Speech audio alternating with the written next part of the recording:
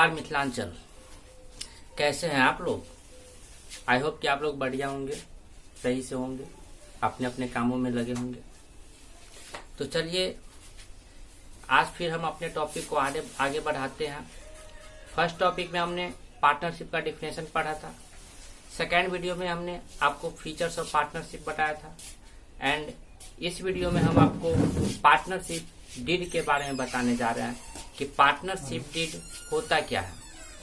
तो सबसे पहले आप ये जान ले कि पार्टनरशिप डीड को एग्रीमेंट भी बोला जाता है।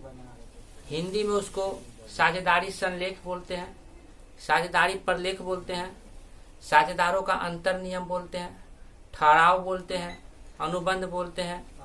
मतलब कई प्रकार के नाम से पार्टनरशिप डीड को हिंदी में जाना जाता है।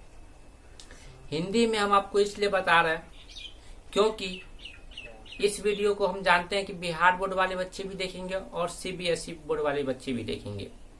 तो हिंदी और इंग्लिश दोनों को साथ में लेके हम इसलिए चल रहे हैं कि दोनों बोर्ड के बच्चे को इसका बेनिफिट मिले।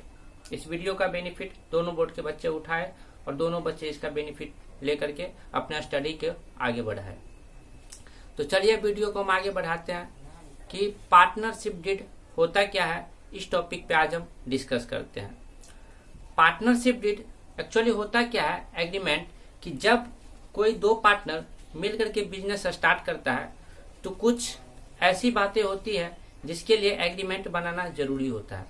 पिछले वीडियो में मैंने आपको बताया था कि एग्रीमेंट जो है लिखित और मौखिक दोनों हो सकता है, लेकिन एग्रीमेंट जो बनेगा उसमें क्या क्या चीजें लिखी जानी चाहिए, इन सभी चीजों को पार्टनरशिप डीड में लिखा जाता है। तो आइए दिखाते हैं क्या होता है। पार्टनरशिप डीड यानी साझेदारी संलेख, साझेदारी प्रलेख, साझेदारों का अंतर नियम, ठहराव, अनुबंध, इन सभी नामों से हम पार्टनरशिप डीड को हिंदी में जानते हैं। Partnership deed is prepared on the basis of mutual consent of all the partners. कहने का मतलब कि साझेदारी संलेख जो है सभी साझेदारों की सहमति से बनाया जाता है। ऐसा नहीं कि 4 साझेदार मिलकर के बिजनेस स्टार्ट कर रहे पार्टनरशिप, लेकिन उसमें से 3 साझेदार किसी भी मुद्दे पर एग्री है बट कोई एक साझेदार है जो किसी मुद्दे पर एग्री नहीं है, तो पार्टनरशिप डीड में उस मुद्दा को नहीं लिखा जाएगा। तो क्या कहने का मतलब कि पार्टनरशिप डीड सभी साझेदारों की सहमति से बनाया जा सकता है या फिर बनाया जाता है। आगे क्या है कि following mentioned item should be included in the partnership deed. कहने का मतलब कि पार्टनरशिप डीड में क्या क्या लिखा जाना चाहिए, तो उन्हीं चीजों को हम बताने जा रहे हैं कि पार्टनरशिप डीड में साझेदारी संलेख में निम्नलिखित चीजों को लिखा जाना चाहिए। फर्स्ट कि name and address of partnership firm. कहने का मतलब कि जो भी आप पार्टनरशिप फर्म स्टार्ट कर रहे हैं उसका नाम क्या है, उसका एड्रेस क्या है, ये चीज उस अनुबंध में लिखा जाना चाहिए। साझेदारों को साझेदारी फर्म का नाम और पता, ये दोनों चीज उसमें लिखा जाना चाहिए। सेकेंड थिंग कि date of starting of a partnership firm. साझेदारी फर्म जो है आपने कब स्टार्ट किया है, किस डेट को स्टार्ट किया है, ये चीज भी उसमें लिखा जाना चाहिए। अब आप कहोगे कि सर ये चीज सब क्यों लिखा जाता है, तो अभी हमने फर्स्ट में बताया आपको कि name and address of a partnership firm क्यों लिखा जाएगा, क्योंकि अगर मान लीजिए किसी कस्टमर को आपके एड्रेस पे पहुंचना है, आपकी बिजनेस की जगह पे पहुंचना है, आपके प्लेस ऑफ बिजनेस पे पहुंचना है, तो जब तक उसमें एड्रेस ना लिखा हो या फिर आपका नाम ना लिखा हो तो कोई कस्टमर आपके एड्रेस पे कैसे पहुंच पाएगा। इन सभी चीजों को दूर करने के लिए नाम और एड्रेस पार्टनरशिप फर्म का लिखना होगा। सेकेंड थिंग कि कब आप अपने पार्टनरशिप फर्म को स्टार्ट कर रहे हैं वो भी लिखा जाना चाहिए। थर्ड कि name, number and address of partner. नाम, संख्या एंड पता, किसका, तो पार्टनर का। मतलब साझेदारों की संख्या, नाम और पता, ये तीनों चीज लिखा जाना चाहिए कि आप पार्टनरशिप फर्म में कितना पार्टनर मिल करके बिजनेस स्टार्ट कर रहे हैं।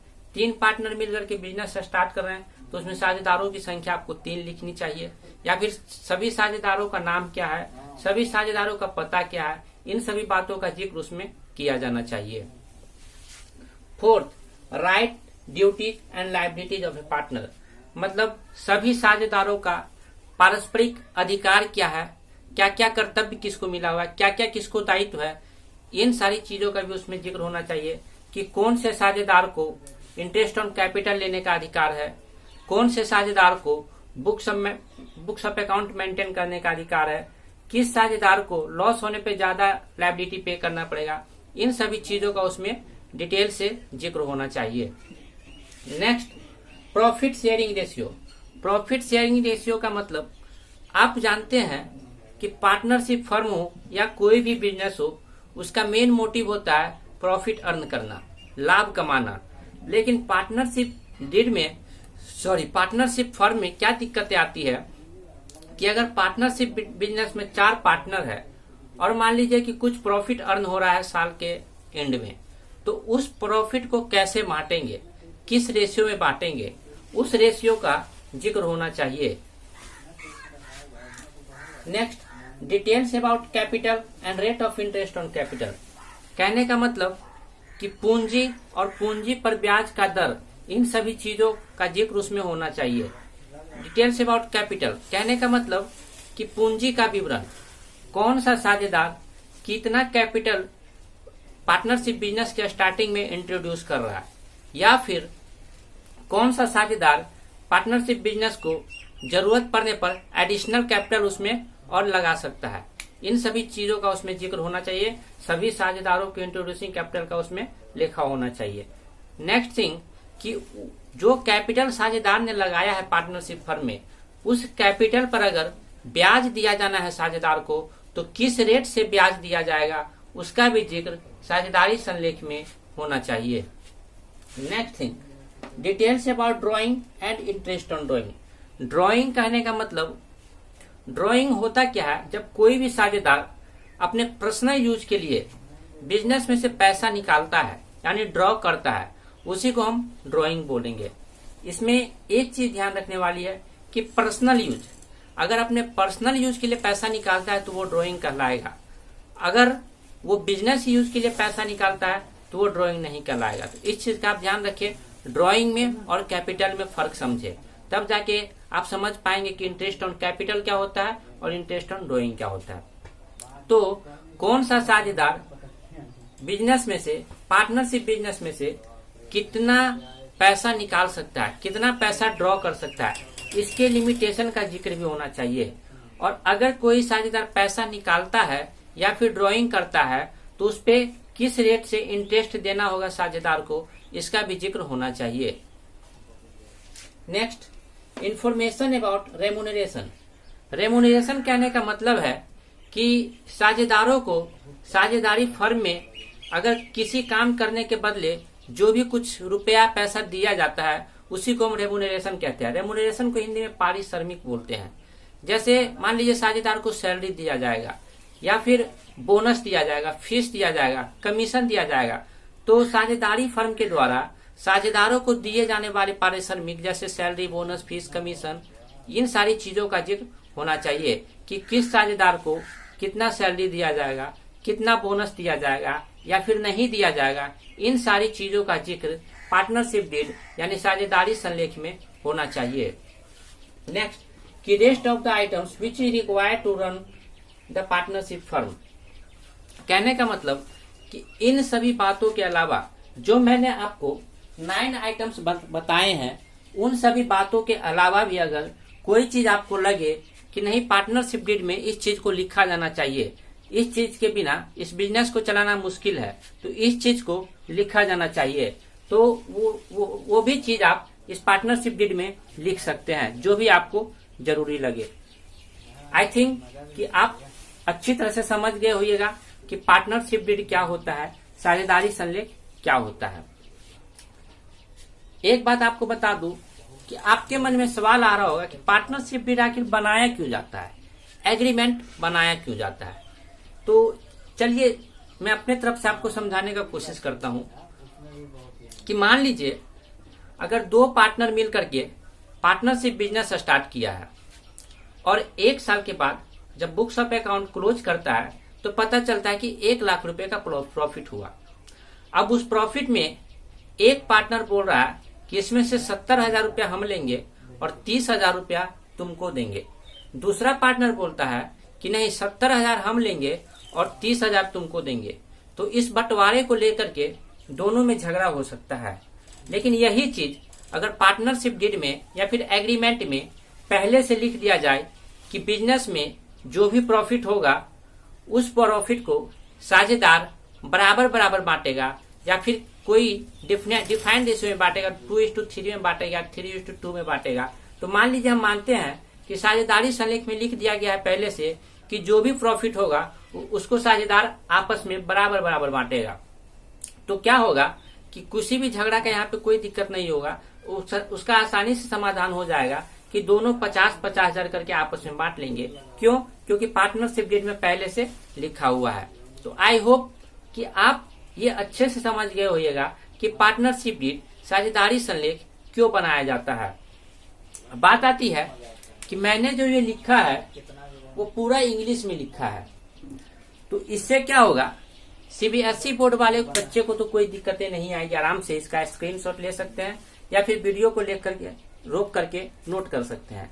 लेकिन जब बिहार बोर्ड वाले बच्चे की बात आएगी तो वो समझ तो गए होंगे, बट अगर लिखना चाहे, वो सोचे कि एग्जाम में हम इसको कैसे प्रेजेंट करेंगे, तो उनके लिए मैं बोलने जा रहा हूं हिंदी में। आप चाहे तो वीडियो को पॉज करके नोट कर सकते हैं। तो चलिए बिहार बोर्ड वाले बच्चों के लिए बताता हूं कि आप पार्टनरशिप डीड और साझेदारी संलेख ब्रैकेट में हिंदी में लिखिए हेडिंग के तौर पे। First thing. सेकेंड थिंग कि पार्टनरशिप डीड को हिंदी में साझेदारी संलेख, साझेदारी प्रलेख, साझेदारी विलेख, ठहराव, साझेदारों का अंतर नियम, अनुबंध, इन सभी चीजों के नाम से जाना जाता है। अब बात आती है कि आगे क्या लिखना है। तो आगे लिखिए आप कि साझेदारी संलेख एक ऐसा प्रलेख होता है जो साझेदारों के आपसी समझौते के आधार पर तैयार किया जाता है। साझेदारी संलेख में उन सभी तथ्यों का विवरण प्रकट किया जाता है जो एक साझेदारी व्यवसाय को चलाने के लिए आवश्यक है। नीचे लिखेंगे कि साझेदारी संलेख में उल्लेख किए जाने वाले मदे निम्नलिखित है। क्या? साझेदारी संलेख में निम्नलिखित मदों का उल्लेख किया जाता है। नंबर 1 कि साझेदारी फर्म का नाम एवं पता। नंबर 1 साझेदारी फर्म का नाम एवं पता। नंबर 2 कि साझेदारी फर्म को प्रारंभ करने की तिथि। नंबर 3 साझेदारों की संख्या, नाम एवं पता। नंबर 4 साझेदारों के पारस्परिक अधिकार, कर्तव्य और दायित्व। नंबर 5 लाभ हानि अनुपात का निर्धारण। नंबर 6 साझेदारों के द्वारा लगाए गए पूंजी का विवरण, और यह भी उल्लेख होना चाहिए कि साझेदारों को किस दर से ब्याज दिया जाएगा। नंबर 7 साझेदारों के द्वारा कितना आहरण किया जा सकता है, इसकी भी सीमा होनी चाहिए, और किस दर से साझेदारों के द्वारा आहरण पर ब्याज लिया जाएगा। नंबर 9 साझेदारों को दिए जाने वाले पारिश्रमिक जैसे सैलरी, बोनस, फीस, कमीशन इत्यादि, इन सभी चीजों का उल्लेख भी साझेदारी संलेख में होना चाहिए। एंड लास्ट में क्या लिखना है कि इन सभी बातों के अलावा जो भी आपको लगे कि इस पार्टनरशिप व्यवसाय को चलाने के लिए आवश्यक है, उन सभी चीजों का उल्लेख भी एक साझेदारी संलेख में होना चाहिए। आई होप कि बिहार बोर्ड वाले बच्चे भी इसे अच्छे से नोट कर लिए होंगे। अगर नहीं नोट किए होंगे तो आप वीडियो को रोक करके या पॉज करके नोट कर सकते हैं। अब आप लोगों को इस वीडियो में पार्टनरशिप डीड को समझने में कहीं भी कोई थोड़ी सी भी परेशानी हो तो आप कमेंट सेक्शन में जाकर के मुझे क्वेश्चन रेज करें, मैं उसका रिप्लाई आपको तुरंत देने की कोशिश करूंगा। एंड गाइज एक चीज और बता दूं, वीडियो बनाने में बहुत मेहनत लगती है, तो आप लोगों से एक हम्बल रिक्वेस्ट है कि इस चैनल को जो कि एक्सपर्ट कॉमर्स एकेडमी के नाम से चैनल क्रिएट हुआ है, उस चैनल को आप सब्सक्राइब जरूर करें, शेयर और लाइक जरूर करें। Thank you guys.